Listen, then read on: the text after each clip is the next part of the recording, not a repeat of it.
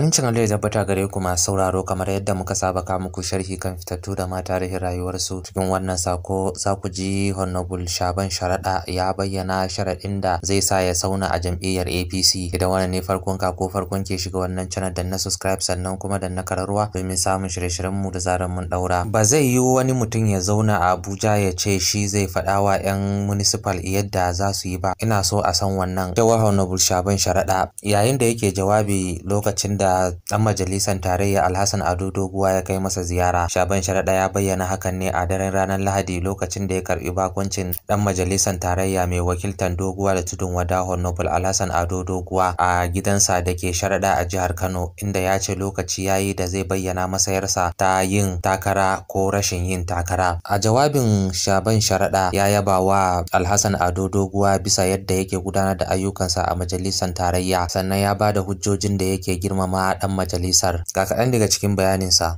Ana zawarci na kwarai, duk wanda ya san Honorable Shaban Ibrahim Sharaɗa mutum ne da ya san kanshi, yake mutunci inda aka yi mutunci.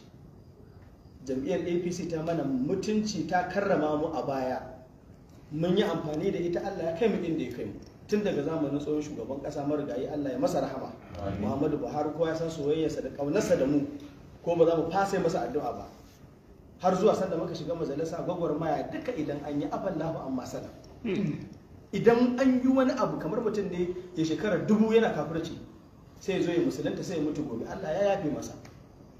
Duk wani babi na tarihin rigingimun siyasa ana bayarwa ne don tarihi, amma ni ban rike kowa a zuciyata ba a yanzu a cikin jam'iyyar APC ko NNPP ko wata jam'iyya ma daban. Amma ba yana nufin na zama shashasha ba. Sha'aban din nan mai rigiman nan na da shi ne zai dawo idan aka nemi a wasa da hankali na dawo cikin jam'iyyar nan da mutunci da girmamawa, amma komawa yadda nake da shi komai sauki. Idan an zo da girmamawa da mutunci za mu tafi. Har yanzu ba mu sani ba, za mu yi siyasar irin yadda muka yi ta da? Za mu yi takara ko ba za mu yi ba? Idan za mu yi takarar wacce za mu yi? Duk girmanta in muna so za mu yi ba wanda zai hana mu.